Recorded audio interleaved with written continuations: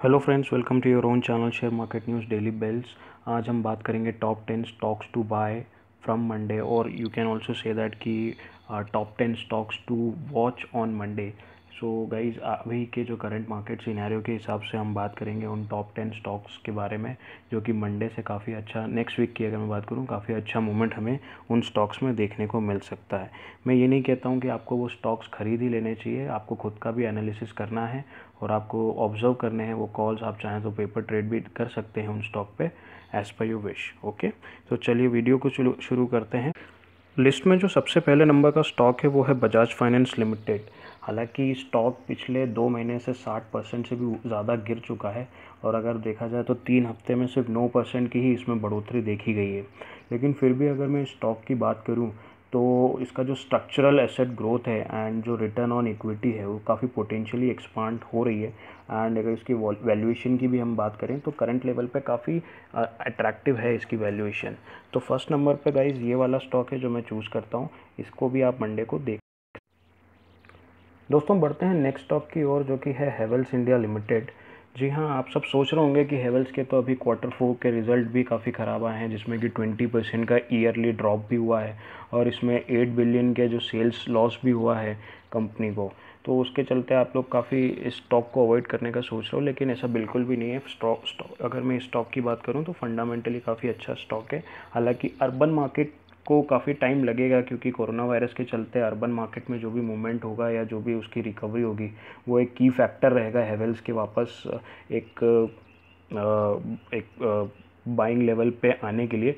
लेकिन अगर मैं बात करूँ मेजर फॉल की, जो कि Q4 का तो जो था रिकवरी सेल्स का, तो वो 2 मंथ का ही एक चैलेंज रहेगा मुझे ऐसा लगता है। लेकिन उसके बाद वो ग्रेजुअली और स्लोली फाइनेंशियल ईयर, जो नेक्स्ट फाइनेंशियल ईयर तक हम उसको एक्सपेक्ट कर सकते हैं कि वो 8 से 13-14% के CAGR के बीच में रेवेन्यू हमें प्रोवाइड कर सके। ठीक है, तो सेकंड नंबर पे जो स्टॉक मैंने चूज़ किया है वो है हेवल्स इंडिया लिमिटेड। तो अब बात करते हैं थर्ड नंबर के स्टॉक की, जो कि है सीमेंस लिमिटेड लिस्ट में। और अगर मैं कहूँ इसके रेजिस्टेंस लेवल की बात, अगर मैं कहूँ, मुझे ऐसा लगता है कि आने वाले टाइम पे ये हमें 1400 के मार्क पे भी देखने को मिल सकता है। जी हाँ दोस्तों, कोई भी कंपनी 100% न्यूज़ बेस पे नहीं चलती, रिज़ल्ट बेस पे नहीं होती है। कई बार होता है कि कंपनी का अच्छा रिज़ल्ट डिक्लेयर होता है, उसके बाद भी हमें काफ़ी लंबा क्रैश देखने को मिल जाता है मार्केट में। मुझे ऐसा लगता है, मैं इस स्टॉक के साथ इसलिए खड़ा हूँ क्योंकि मुझे ऐसा लगता है कि इसकी strong balance sheet, asset quality, और जिस तरीके से कंपनी ने पिछले 5 सालों का डिविडेंड लगातार और काफ़ी अच्छा अब डिविडेंड प्रोवाइड किया है, ये सारे फैक्टर्स भी मैं आपको बार बार कहता हूँ कि फंडामेंटल्स भी आप देखा करें मार्केट में। आप अगर इन्वेस्ट कर रहे हैं, किसी शेयर में आपका पैसा लगा रहे हैं, तो उसको पूरा फंडामेंटली भी चेक करें। सिर्फ न्यूज़ बेस्ड या किसी एडवाइस के बेस पे स्टॉक को बाय या सेल ना करें। दोस्तों, बढ़ते हैं नेक्स्ट स्टॉक की तरफ, जो कि लिस्ट में है ICICI Prudential Life Insurance Company Limited. जी हाँ, मुझे ऐसा लगता है कि आने वाले टाइम में आपको ये स्टॉक 425 से 450 के बीच में आपको देखने को मिल सकता है। जी हाँ, क्योंकि देखिए, अभी आप सभी को पता है कि Q4 के रिज़ल्ट डिक्लेयर हुए हैं, और उसमें कंपनी को ऑलमोस्ट 107 बिलियन के न्यू रिन्यूअल देखने को, न्यू बिज़नेस रिन्यूअल की जो मैं बात कर रहा हूँ, जो न्यू बिज़नेस प्रीमियम कंपनी की आई है, रिन्यूअल नहीं, सॉरी, बिज़नेस प्रीमियम की जो मैं बात कर रहा हूँ, वो देखने को मिली है। तो काफ़ी अच्छा, अगर एक इंश्योरेंस कंपनी के हिसाब से मैं बात करूं तो कंपनी को काफ़ी अच्छा एक प्रॉफिट आने वाले टाइम में भी देखने को मिल सकता है। हालांकि रिन्यूअल की अगर मैं बात करूं तो रिन्यूअल में ऑलमोस्ट 4% का ईयरली डिक्रीज़ देखने को मिला है।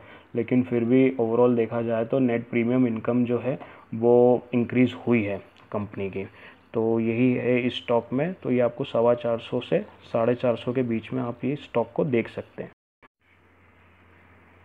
दोस्तों, बढ़ते हैं नेक्स्ट स्टॉक की तरफ, जो कि है एम्फोसिस। जी हाँ, एम्फोसिस लिमिटेड की बात करते हैं। 840 रुपये कल की क्लोजिंग थी स्टॉक की, फ्राइडे की। और अगर मैं बात करूं इस स्टॉक के बारे में, तो स्टॉक का जो रेवेन्यू और मार्जिन मूविंग है वो ठीक था इस बार। लेकिन अगर मैं बात करूं कि जो Q4 के जो रिज़ल्ट थे उसमें 26% रेवेन्यू डाउन रहा है और 2.8% क्वार्टर टू क्वार्टर भी डाउन रहा है। चैलेंजेस आए हैं कंपनी को, लेकिन अगर मैं बात करूं कंपनी के जो टीसीवी होते हैं, अगर आपको टीसीवी का मतलब नहीं पता है तो मैं बता देता हूं, टोटल कॉन्ट्रैक्ट वैल्यू, ठीक है, टीसीवी। तो इसको होता है, इसको बोलते हैं टोटल कॉन्ट्रैक्ट वैल्यू, जो कि थी ऑलमोस्ट अराउंड $201 मिलियन। जी हाँ दोस्तों, $201 मिलियन, ठीक है। तो उस हिसाब से मुझे ऐसा लगता है कि आने वाले टाइम में स्टॉक पे हम लोग, अगर जैसे 840 के मार्क पे चल रहा है, ठीक है, 854 रुपये का हाई हमें देखने को ही मिला है, काफ़ी अच्छी न्यूज़ है स्टॉक के हिसाब से। तो फाइनेंशियल ईयर 20 की अगर मैं टोटल कॉन्ट्रैक्ट वैल्यू की बात करूं तो एस्टिमेट है वो है $715 मिलियन, जी हाँ, जो कि बढ़ सकती है। तो मुझे ऐसा लगता है कि ये आने वाले टाइम में हम स्टॉक को 900 से लेके 900-950 तक के लेवल को तक देख सकते हैं। तो आप इस स्टॉक को भी अपने पोर्टफोलियो में चाहें तो ऐड। बात करते हैं अगले स्टॉक के बारे में, जो कि है सुप्रजीत इंजीनियरिंग लिमिटेड। जी हाँ दोस्तों, ये कंपनी ने अपने ऑपरेशंस वापस स्टार्ट कर दिए हैं ऑल ओवर इंडिया में, जहाँ जहाँ इनके प्लांट्स है। और हालांकि गवर्नमेंट से परमिशन लेने के बाद इन्होंने अपने सारे प्लांट्स को स्टार्ट किया है और काफ़ी कम लेवल पे, लो लेवल पे और लो एम्प्लॉयज़ के साथ ये काम कर रहे हैं वापस। तो मुझे ऐसा लगता है कि स्लोली एंड ग्रेजुअली ये स्टॉक रिकवर करेगा और आने वाले टाइम पे हम इसको, अभी 114 रुपये 80 पैसे पे चल रहा है, इसको आने वाले टाइम पे हम 150 से 180 रुपये के हिसाब तक देख सकते हैं। कंपनी के जो अदर प्लांट्स है, जो कि यूएस में है, मैक्सिको में है, ठीक है, तो यहाँ पे भी जब से कोरोना वायरस का आउटब्रेक हुआ है, 50% एम्प्लॉई के साथ कंपनी काम कर रही है। तो धीरे धीरे कंपनी का जो लेवल है, जैसे कि हमने इस कंपनी को 200 के लेवल पे भी देखा है, तो डेफिनेटली वेरी सून ये कंपनी भी काफ़ी अच्छे लेवल पे आ सकती है फंडामेंटल लेवल्स पे, अगर मैं बात। इसी के साथ साथियों बात करते हैं नेक्स्ट स्टॉक की, जो कि है मनप्पुरम फाइनेंस लिमिटेड। स्टॉक का एक ओवरव्यू बता देता हूँ आपको। 126 रुपये 35 पैसे की क्लोजिंग है लास्ट वीक की और 2.68% का अपसाइड का मूवमेंट पे क्लोजिंग दिया है स्टॉक ने। और स्टॉक की अगर मैं इन्फॉर्मेशन आपको बताऊं तो इसका जो प्रॉफिट रहा है इस क्वार्टर में, जो कि 43% बढ़कर आया है। पहले के अगर ईयरली प्रॉफिट की मैं बात करूं 352 करोड़ रहा है और अभी का जो प्रॉफिट डिक्लेयर हुआ है वो 395 करोड़ रहा है। तो मुझे ऐसा लगता है ये एक बहुत ही स्ट्रॉन्ग रीज़न है इस स्टॉक में हम अगर बुलिश मूवमेंट देखने के लिए। और अगर मैं, हालांकि जो ग्रॉस नेट परफॉर्मिंग असेट है उसमें भी इंक्रीज़ हुआ है, लेकिन वो 0.5% से 0.9% है।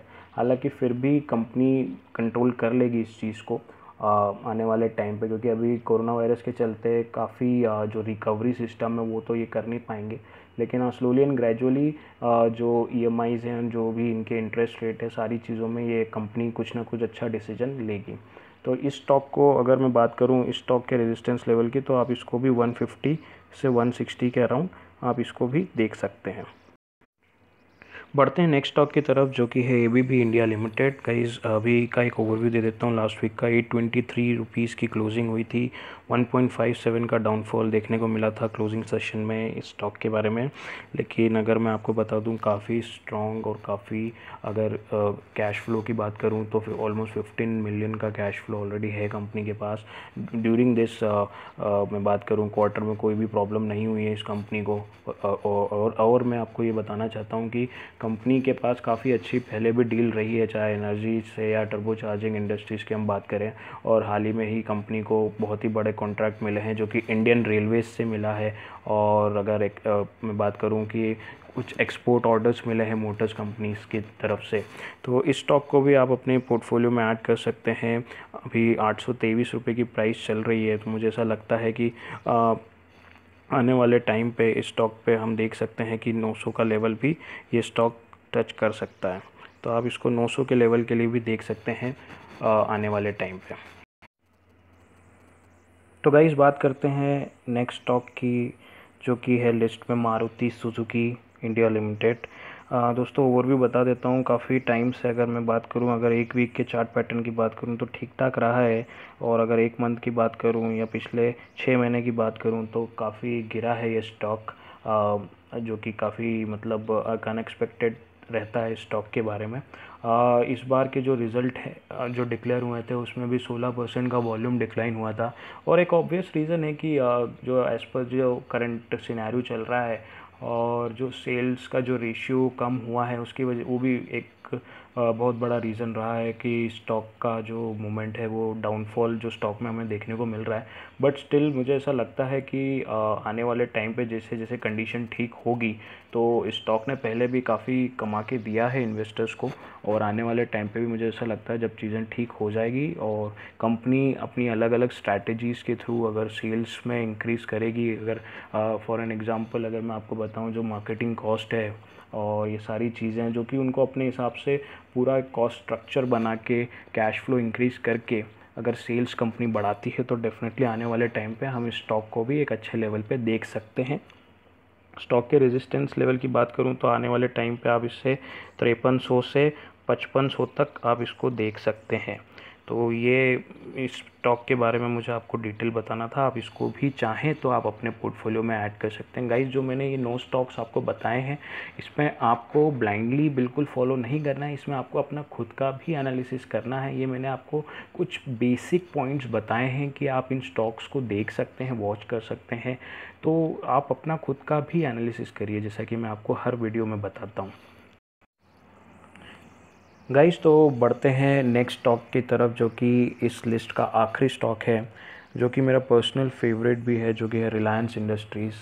क्या बात करूँ इस स्टॉक की, क्योंकि चाहे फंडामेंटल्स की बात की जाए या अगर हम बात करें इवन अगर कोई न्यूज़ भी आती है, जैसे कि इवन कोरोना वायरस के चलते भी मार्केट में इसकी काफ़ी न्यूज़ आई है।